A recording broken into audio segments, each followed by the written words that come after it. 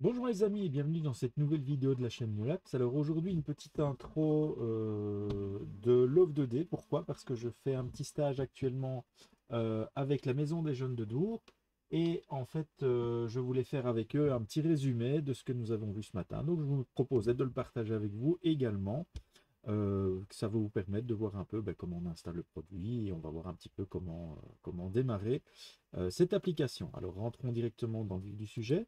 Alors la première chose que nous allons devoir faire pour pouvoir utiliser Love 2D, c'est forcément l'installer sur notre machine. Donc dans ce cadre-là, on va tout simplement démarrer ceci. On va chercher Love 2D. Alors Love 2D va se trouver sur le site love2d.org. Nous allons avoir cette page ici qui nous permet de télécharger le produit. Alors, suivant que vous êtes sous Windows, sous Mac ou sous Linux, vous choisissez l'application qui correspond le mieux à votre machine. Moi, je vous propose de le faire ici sous Windows, puisque ma machine est actuellement Windows. Alors, comment ça marche? Très simple. Si vous êtes avec une machine assez récente, je vous conseille d'utiliser la version 62 bits installer. Si vous avez une machine un petit peu plus ancienne, vous prenez la version 32 bits. Alors, une fois que c'est fait, évidemment, il va vous télécharger le produit proprement dit. Une fois téléchargé, vous allez en fait tout simplement exécuter celui-ci. Alors, vous allez dans le téléchargement. Voilà, j'exécute. Et qu'est-ce que l'on a? On a une petite fenêtre qui vous propose de faire le setup. Vous cliquez sur suivant, vous acceptez les conditions, vous déterminez l'emplacement où vous voulez installer l'œuvre, vous faites suivant, et celui-ci va venir installer proprement dit l'œuvre. Alors moi je ne vais pas le faire parce qu'il est déjà installé sur ma machine, mais une fois l'installation réalisée, pour vérifier que ceci fonctionne, vous allez tout simplement dans votre Windows, vous tapez Love, et vous exécutez, et vous avez normalement cette petite fenêtre qui s'ouvre. Si vous avez cette petite fenêtre avec l'espèce de ballon, avec la version du Love 2D, alors actuellement pour cette vidéo, on sera dans la version 11.4. Si vous avez ça, votre Love 2D est correctement installé. Alors ça, c'est la première étape. Deuxième étape, c'est d'installer l'IDE que j'utilise. Alors, vous pouvez utiliser plusieurs IDE, mais celui que je vous conseille, c'est Zero Brand Studio, parce qu'il est déjà configuré presque automatiquement pour pouvoir, comment vais-je dire, configurer votre système avec Love 2D. Donc, vous allez sur le site de Zero Brand Studio pardon, que vous avez ici.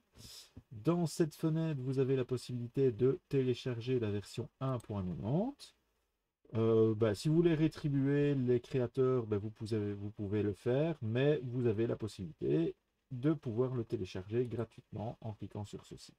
Suivant le système d'exploitation, à nouveau, vous choisissez si vous souhaitez l'installer sur un Mac, sur un Windows, sur un Linux. Je vous conseille à nouveau d'utiliser l'installer. Il va se télécharger bien sûr. Voilà. Une fois qu'il est téléchargé, vous allez... qu'est-ce que c'est que ça? Oui, vous allez... Attendez, voilà, je ne dis pas de bêtises.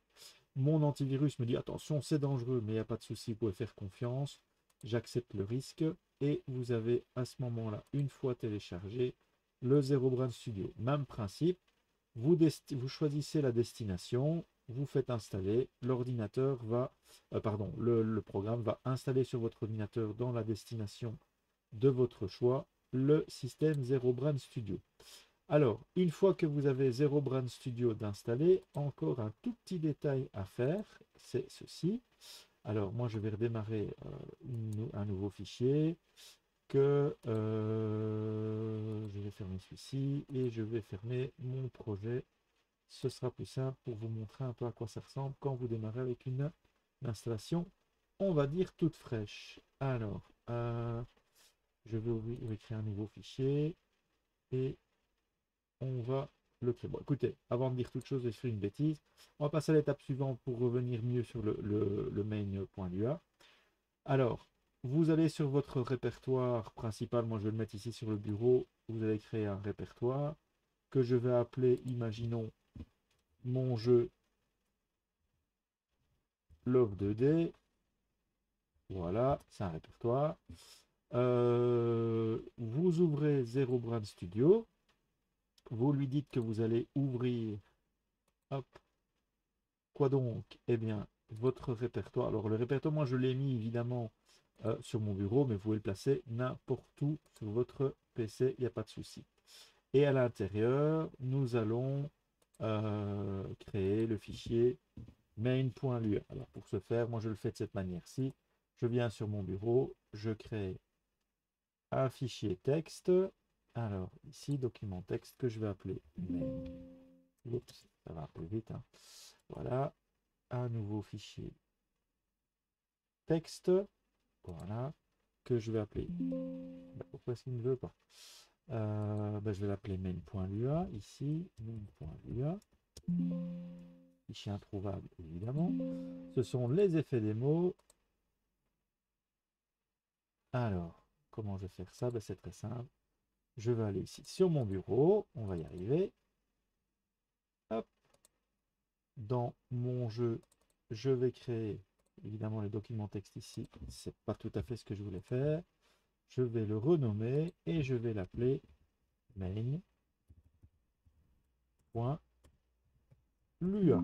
Alors oui, je veux modifier l'extension pour qu'il soit reconnu. Vous voyez que le petit symbole Zero Brand Studio apparaît, la petite tête de robot. Si ce n'était pas le cas, je vous montrerai juste après comment le faire. On peut, dans ce cas-ci maintenant, venir ouvrir notre fichier qui se trouve, maintenant que nous l'avons créé, sur le bureau, le main.lua, et voilà. Alors, pour que ça fonctionne correctement, on va faire plusieurs choses. Dans le projet, vous allez dire à l'ordinateur, au niveau du LUA interpréteur, par défaut, je pense qu'il est sur LUA ou LUA 5.2 ou 5.3, vous choisissez clic Love2D. Vous devez avoir un petit V comme ça devant, de manière à ce qu'il y ait le mot Love2D en grisé. Ça, c'est la première étape. Ça veut dire que votre Zero Brand Studio sera configuré pour répondre à la syntaxe du Love2D. Donc, mettre en évidence les mots-clés, etc. pour que ça puisse fonctionner. Ensuite, vous dites à l'ordinateur au niveau du Project Directory que le fichier que l'on a ouvert ici, qui s'appelle main.lua, doit être le point de référence depuis, pour déterminer le répertoire depuis l'endroit où se trouve ce fichier main.lua. Alors, regardez ce qui se passe. Vous avez ici sur la côté gauche mon ancien projet. Si je choisis 7 pour ce fichier-ci, et j'obtiens évidemment mon main.lua. Alors, maintenant que ceci est fait, nous avons déterminé notre LUA, nous avons de quoi travailler sur notre petit projet.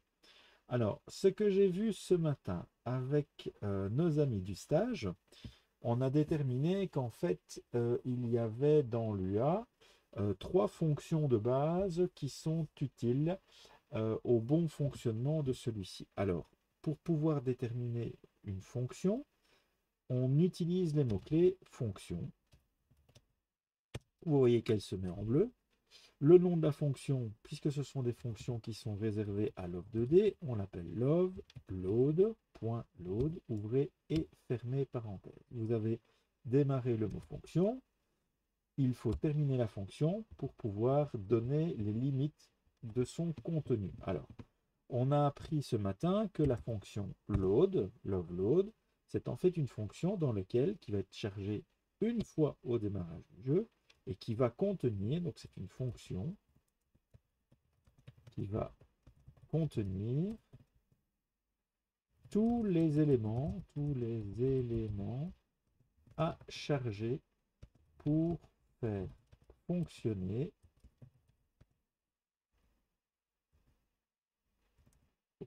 on va faire ceci. Je pense que je vais agrandir un tout petit peu le texte pour que vous puissiez mieux le lire. Je pense qu'ainsi ce sera plus agréable pour vous. Pour faire fonctionner le jeu vidéo. Voilà. Ça, c'est ce que va utiliser la fonction. Et celle-ci ne sera chargée qu'une fois au démarrage de votre jeu. Ensuite, on a vu que vous aviez une fonction qui permettait de mettre à jour les différents éléments de votre jeu. Et cette fois, ce n'est plus la fonction load, mais la fonction update. Puisque cette fonction d'un début, elle doit avoir une fin. Alors, celle-ci, qu'est-ce qu'elle va faire? Elle va faire, c'est une fonction qui va mettre à jour l'ensemble des éléments qui composent votre jeu vidéo. Alors, vous voyez que pour pouvoir afficher du texte qui me permet de savoir quels sont le rôle, quelle est la fonction de mes différents éléments que je code ici, vous voyez que j'ai introduit avec 2 petits tirets et après j'écris du texte. C'est ce qu'on appelle un commentaire. Alors, ce commentaire, en fait, quand vous allez exécuter le programme de votre jeu, celui-ci ne sera pas interprété par le langage IA. Il sait que c'est du texte, donc lui, il s'en fout. Mais vous, par contre, ça va vous permettre de pouvoir comprendre exactement ce que vous avez rédigé comme, je veux dire, programme. Et la dernière fonction qui est utile à Log2D, c'est une fonction qui va en fait dessiner tous les éléments à l'écran. Donc, pour en déterminer le début et la fin, on classe les mots-clés fonction, le nom de la fonction et puis les paramètres. Alors, dans ce cadre-ci, ben, cette fonction va... C'est une fonction qui va dessiner les éléments du jeu sur l'écran. Voilà. Alors, si j'exécute, pour exécuter ce programme, vous avez ici les petits boutons. Donc, vous avez la barre des menus, puis vous avez la barre des outils. Dans cette barre d'outils, vous avez les petits boutons que vous avez ici qui vont vous permettre d'exécuter votre code. Alors, si j'exécute pour le moment ce code, ben, à votre avis, qu'est-ce qui va se passer? Ben, très simple, j'ai une fonction load dans laquelle il n'y a rien, j'ai une fonction update dans laquelle il n'y a rien, et j'ai une fonction draw dans laquelle il n'y a rien. Mais si j'exécute, voilà, j'aurai un écran noir avec une certaine taille, une certaine dimension, qui est la dimension par défaut, vu que je n'ai pas changé les paramètres. Ça, nous le verrons par la suite. Voilà, et donc dans cette fenêtre, pour le moment, il n'y a rien. Alors, ce que nous avons vu avec nos amis ce matin au stage, nous avons vu que pour pouvoir exécuter un programme, nous avions besoin d'utiliser ce qu'on appelle des variables. Alors, une variable, c'est quoi? C'est un emplacement mémoire situé quelque part dans la RAM de votre ordinateur. Et pour pouvoir l'identifier, on va lui donner un nom et ensuite une valeur. Alors, moi, ce que je conseille de faire toujours, c'est quand vous êtes dans une fonction, c'est d'indenter un tout petit peu votre texte de manière à pouvoir connaître à chaque fois la portée des instructions que vous écrivez. Et plus vous faites des choses qui s'exécutent dans une boucle, qui s'exécute de manière spécifique, ben, à chaque fois, indenter un petit peu votre texte, ça va améliorer la lisibilité et ça vous permettra beaucoup plus facilement de pouvoir relire votre code en cas de problème, en cas de bug ou de fonctionnalité non attendue, comme diraient certains professionnels du métier. Alors, donc, comme je vous disais, ben, imaginons nous voulons créer une variable. Il faut savoir qu'il y a 3 types de variables que l'on rencontre globalement dans l'ensemble des programmes. Les premières, c'est ce qu'on appelle des variables dites numériques. Donc, c'est une variable qui va contenir un nombre. Alors, il y en a de 2 types, des numériques entiers et des numériques dits flottants. Alors, la différence, c'est quoi? Ben, par exemple, un numérique entier, on va donner, imaginons la variable énergie, on va l'appeler énergie, voilà, c'est un nom que je lui donne, qui sera égal à quoi? À une valeur que j'aurai définie ici. Ça, c'est une variable numérique entière. Je pourrais avoir créé, imaginons, une autre variable que je vais appeler longueur, qui sera égale à, par exemple, 6.57, qui correspondrait à une longueur spécifique, proprement dit une variable, que j'aurais définie comme ceci. Alors, vous avez aussi un deuxième type de variable que l'on peut rencontrer, c'est ce qu'on appelle des variables booléennes. Donc, par exemple, imaginons, j'appelle une variable GameOver, et je dis par exemple qu'elle est égale à false au début du jeu. Donc ça veut dire que au chargement, le game over sera faux. Elles contiennent 2 valeurs, la variable false qui veut dire faux, bien sûr, et true qui veut dire vrai. Ce sont les 2 seules valeurs possibles d'une variable booléenne. Donc là, nous avons créé des variables numériques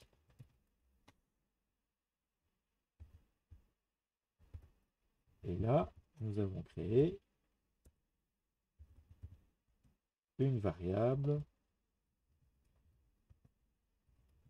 booléenne. Voilà.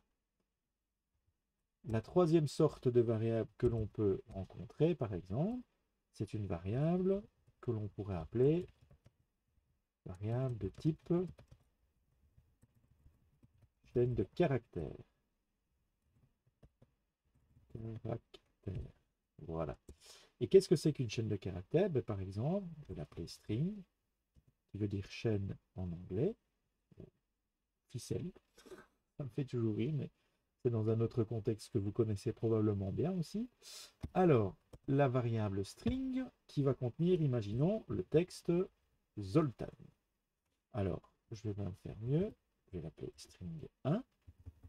Je vais l'appeler Zoltan. Et je vais créer une deuxième chaîne de caractères. Alors, elle doit avoir un nom différent pour pouvoir les identifier de manière spécifique, que je vais appeler Zoltan le bar. Voilà. J'ai créé donc deux chaînes. Alors, une fois que vous avez fait ceci, si j'exécute mon programme, on aura toujours bien à l'écran. Pourquoi? Parce que j'ai juste dit à love.load, tu me crées des variables de ce type-là. On jette un petit coup d'œil. Voilà. Rien de bluffant, on ne voit rien s'exécuter ici. Alors, ensuite, on pourrait voir qu'il y a possibilité d'afficher ces valeurs à l'écran. Alors, comment fait-on? Eh bien, tout simplement, on va venir dans la fonction draw, on va venir dessiner à l'écran le contenu de nos variables, et pour ce faire, on va utiliser une fonction que l'on retrouve dans Love, qui est Love Graphics, puisqu'elle fait appel à la fonctionnalité graphique. On va imprimer quelque chose à l'écran, et cette fonction attend, comme par hasard, une chaîne de caractères. Alors, du coup, comment ça fonctionne? Ben, vous voyez que le fiston est en train de jouer sur sa Xbox. Merci Louis de me saboter si gentiment ma vidéo avec l'obtention de tes trophées. C'est pas grave, ça fait partie des aléas du direct. Et donc la chaîne que je voudrais afficher, c'est par exemple la chaîne string. Alors si je fais ça, j'ai défini toute une série de variables et la variable string 1, je demande de l'afficher à l'écran. Qu'est-ce qui se passe si j'exécute ce code? On peut voir apparaître ici le texte Zoltan dans le coin supérieur gauche de mon écran. Alors pourquoi dans le coin supérieur gauche? Ben, en fait, parce que je n'ai pas défini d'endroit spécifique où l'imprimer. Donc, si je venais, imaginons, à venir rajouter un autre texte, j'ajoute donc une nouvelle instruction print où je lui demande d'afficher le texte 2, donc la string 2. Que va-t-il se passer à votre avis? Eh bien, on va rencontrer ce petit souci. Les deux textes vont être imprimés au même endroit et vont se chevaucher. Donc, du coup, c'est un petit peu ennuyeux parce qu'on ne sait pas lire correctement le texte. Comment résoudre ça? Eh bien, dans la fonction love.print, vous avez la possibilité de venir préciser où est-ce que vous souhaitez afficher votre texte. Alors, par exemple, je vais la mettre à la position 100 et je vais le mettre 50, en 100 et en 50. Alors, qu'est-ce que c'est que ces 100 et 50? En fait, ça va dépendre bien sûr de la résolution de votre fenêtre de jeu, mais ça veut dire que je souhaiterais afficher aux coordonnées X qui correspondraient à 100 et Y qui correspondaient à 50, le texte string 1. Donc, ça veut dire que du coin supérieur gauche, il va compter 100 pixels pour se déplacer vers la droite. Donc le premier élément de l'écran correspondra aux coordonnées 0, 0. Donc le coin supérieur gauche de votre écran, ce sera la coordonnée 0, 0. C'est celle qui est utilisée par défaut si vous ne précisez pas où est-ce que vous souhaitez afficher un document.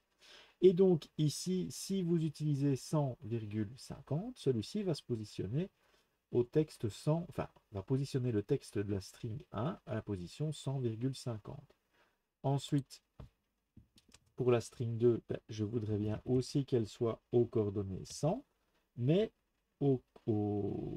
à la position en Y 70. De cette manière, si j'affiche ceci, Voilà. Hop. Si j'exécute, ben, vous voyez maintenant mon texte est légèrement décalé. Je suis bien sur la même position en X, puisque la position X, elle part du point 0, elle va au bout de mon écran. Et la position Y, elle part de 0 et elle va vers le bas de mon écran. D'accord? Alors, ce que j'avais fait comme exercice avec les stagiaires, c'est que je souhaitais non pas afficher les deux chaînes l'une derrière l'autre, enfin l'une en dessous de l'autre, mais bien l'une derrière l'autre.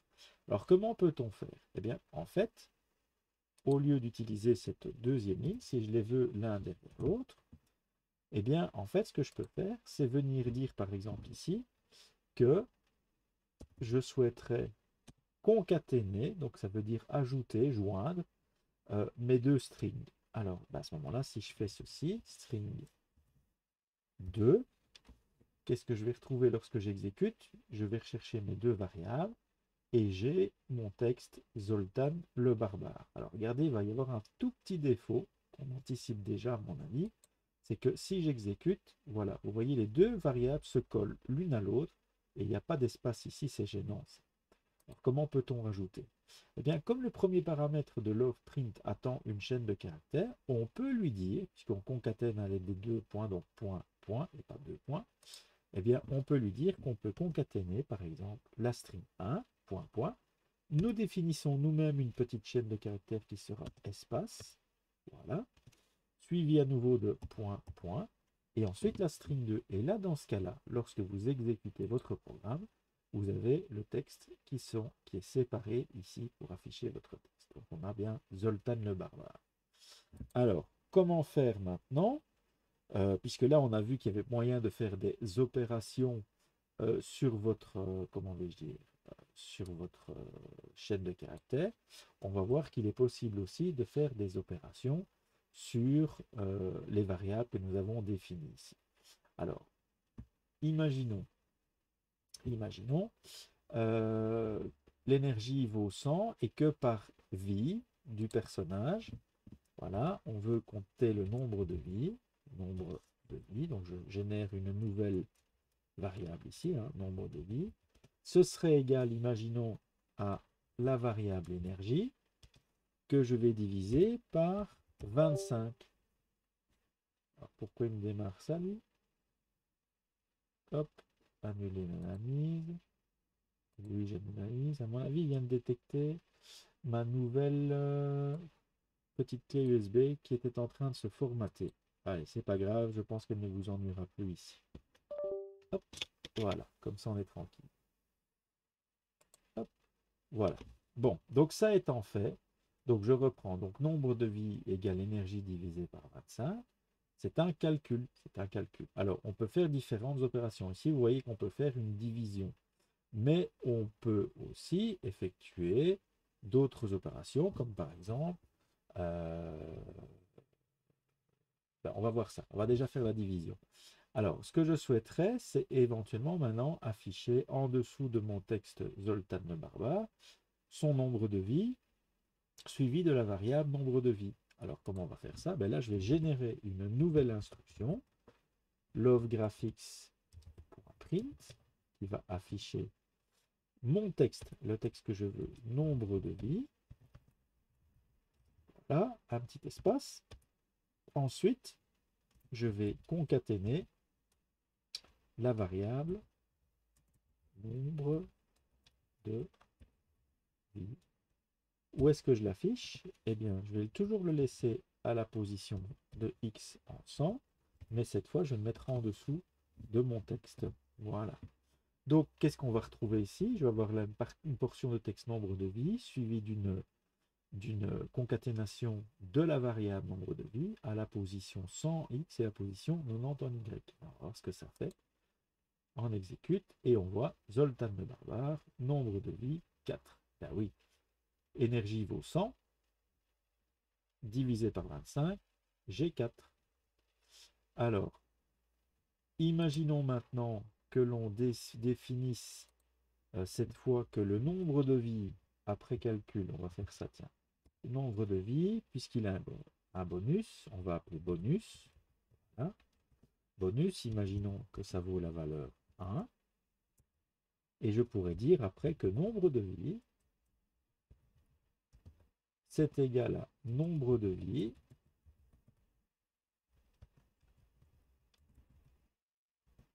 plus bonus. Et dans ce cas-là, lorsqu'il va lire ma fonction load, il va calculer le nombre de vie en disant ben, c'est 100 divisé par 4. Bonus vaut 1, donc 100 divisé par 25, donc ça vaut 4. Donc nombre de vie va être calculé en disant nombre de vie vaut 4, plus le bonus qui vaut 1, 4 plus 1, 5. Et j'associe cette valeur dans nombre de vie. Ce sera sa nouvelle valeur. Et donc dans ce cas-là, si j'exécute mon programme, alors, j'ai peut-être mal écrit. Oui, je l'ai mal écrit. Vous voyez, ça a son importance de mettre les minuscules et les majuscules. Et bien voilà, nombre de vie vaut patatras 4. Pourquoi? Pourquoi bonus vaut 1? Nombre de vie vaut... Ou alors je vais le faire autrement. Tiens, je vais le faire ici. Je ne vais pas le faire calculer dans le load parce que je pense que l'erreur vient de là. Il les charge mais il ne le calcule peut-être pas. On va le faire ici. Nombre de vie plus bonus. Et si je fais ça, on teste. Voilà, c'est correct. Donc effectivement, à retenir, dans la fonction load, apparemment les calculs proprement dits, où vous réassignez une valeur à une variable, posent un petit souci. Donc ici, je l'ai calculé. Donc effectivement, vous voyez qu'on pourrait déterminer un petit par calcul des petits affichages comme ceci. Alors, on a vu qu'on pouvait additionner, on a vu qu'on pouvait diviser. Évidemment, vous pouvez aussi multiplier. Et imaginons, on va créer encore une variable numérique ici, que nous allons appeler, imaginons, dégâts. Voilà, dégâts. Dégâts, voilà. Et dégâts, ça va être quoi? On va dire que c'est... pom, pom, pom, pom. On va faire une autre variable qu'on va appeler bonus dégâts. Bonus dégâts. Qui va être égal à, imaginons,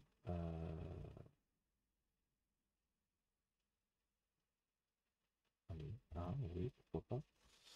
Et on va dire que bonus dégâts, ça va être en fait la valeur 100.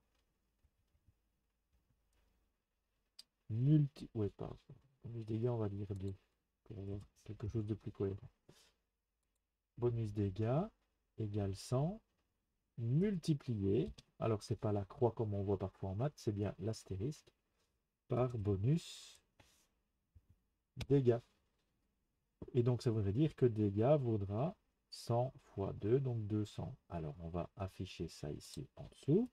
Si on veut afficher, on est reparti. Lovegraphics.print égale notre texte nombre de dégâts. Voilà. Point, point.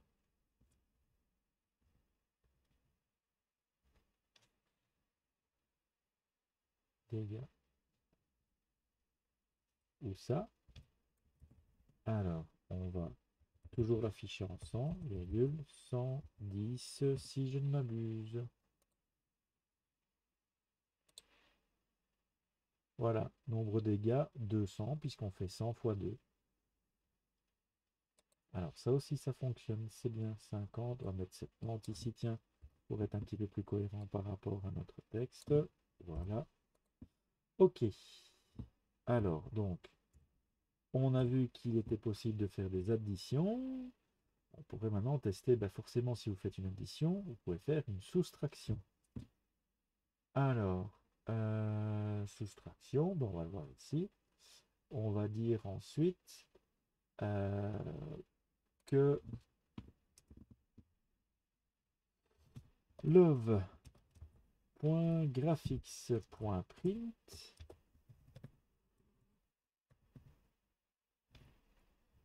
alors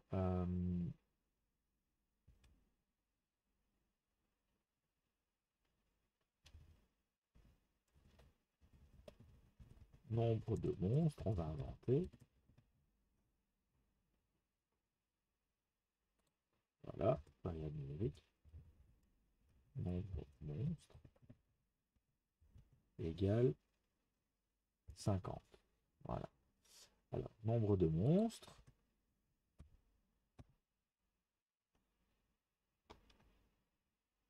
Nombre de monstres, 500. Voilà. Nombre de monstres. En fait, ce sera, imaginons, le nombre monstre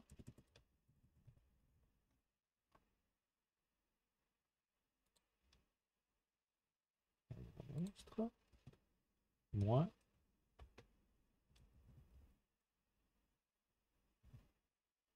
dégâts. Où est-ce qu'on affiche ça? Toujours en 100, virgule 110. Je crois que c'est ça maintenant, hein. On est à 110, 90, 110. Ouais. Voilà. Donc dans ce cas-là, on aura vu les plus, on aura vu les moins, on aura vu les fois, et on aura vu les divisés. Alors si ça fonctionne, voilà, 500 moins 200, on arrive à 300. Nombre de monstres, et on va corriger ça avec la petite faute que je souhaite corriger. Voilà, c'est nettement mieux comme ceci. Voilà, donc là, vous avez affiché des calculs effectués sur vos variables, donc des plus, des moins, des fois, des divisés, sont les variables de base. Donc pour les calculs, vous pouvez vous référer au petit GitHub que je vous mettrai dans les commentaires de cette vidéo, qui vous rapportera le fichier PDF que j'ai utilisé pour le stage proprement dit. Voilà, ben je pense que c'est à peu près tout pour cette capsule. On est quand même déjà à 31 minutes bien fait de vidéo, donc je pense que on peut en rester là pour aujourd'hui. Alors, ben, je tenais à vous remercier d'abord de m'avoir suivi jusqu'au bout. J'espère que cette vidéo vous aura intéressé. Au fur et à mesure de mes avancements avec les stagiaires de la Maison des Jeunes de Dour, et merci à elles de m'accueillir, ben, je ferai à chaque fois une petite vidéo pour vous expliquer. Ça permettra de voir les bases du BUA et de ces calculs comme ceci. Je pense qu'on a fait le tour de ce que j'ai vu. Oups là, c'est pas bien ça. C'est ce que j'ai vu au niveau du stage ce matin. Donc voilà. En tout cas, si ça vous a plu, ben, n'hésitez pas à vous abonner. N'hésitez pas à partager évidemment cette vidéo pour avoir un peu plus de visibilité. Et si vous avez des questions, ben, les commentaires qui sont là vous permettront de les poser. Je tenais à vous remercier. Je vous dis à ciao, bonsoir.